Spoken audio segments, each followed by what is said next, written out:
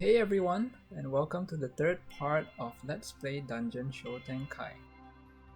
In the previous episode, we were greeted by our first customer, Mana. She seems to know our protagonist, Sarara, but it doesn't seem like we know her. She placed an order for an item called Pretty Stone and asked us to deliver it to her at the plaza, where she will appear in the afternoons. I will be experimenting with a new Let's Play format today, where I just highlight key events as I play the game, so I don't bore you with the awkward pauses or my poor attempts at translating the Japanese. I hope you like it. Alright, so let's begin. Before I can do anything else in the main storyline, I had to visit the Merchant Guild again to get gametes to introduce some key locations in the town. By doing so, I would now have access to some initial locations in the game. I'll briefly visit each of these locations in this episode. Next, I stocked up on some herbal grass and equipment. I intend to use these items mostly in the dungeons later. Finally, we asked gametes if he knows about the Pretty Stone, to which he gives us a clue about it being found in a dungeon mountain. This will be the vital piece of information for completing the scenario.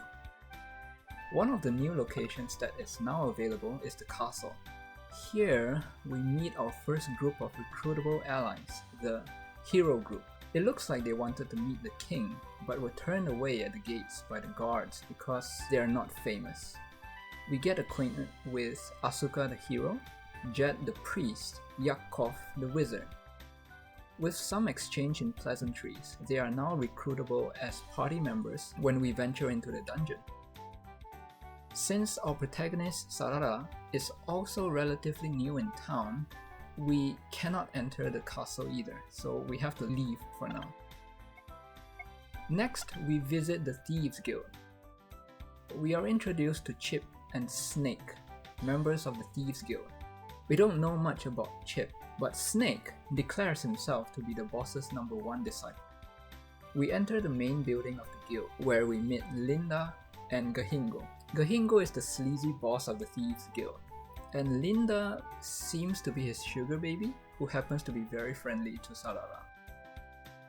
We also took a look at the black market here as well, where Snake sells uncommon items at an unreasonably high price.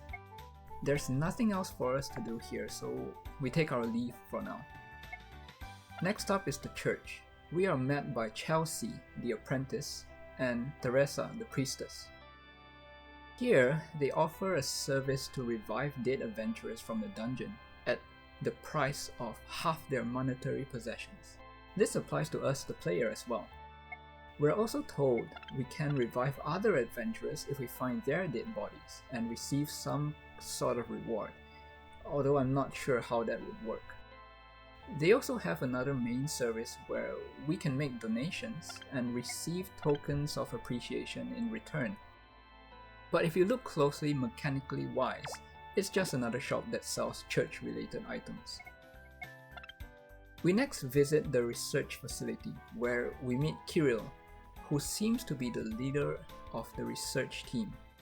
She then introduces Skapin, her talented assistant, and Marlony, a wealthy sponsor who provides this funding to the team's dungeon-related research.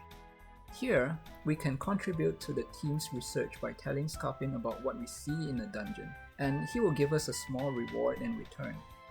Unfortunately, it seems Skapin will only reward us for every 5 levels of the dungeon we clear. We can also sell items related to their research for a high price to Marlony, but since we don't have anything right now, we'll come back another time. Finally, we go to the Adventurer Bar, which is the main entry point for venturing into the dungeon with recruitable party members. We enter a cutscene when we visit for the first time. Sarara is almost swindled by a pair of thieves, but she is rescued by a trio of knights who are employed at the castle. They are Riot, Highline, and their leader Humbald. And just like that, we unlocked our second recruitable party for the dungeons. We then proceed to acquaint ourselves with the owner of the bar, Gustav. who happens to be a retired ex-adventurer. He basically tells us about how we can recruit adventurers here to accompany us into the dungeon, and advises us to gather information by talking to everyone we meet. So I did some poking around to get more story-related dialogues from the characters, and eventually made my first trip into the dungeon with the hero group. The dungeon is split into relatively small maps for each level, which gradually gets larger as we ascend higher up the mountain. We meet a guard in a conspicuous room on the first floor. He tells us an important bit of information. The pretty stone that we are looking for is in a room on the second floor of the dungeon.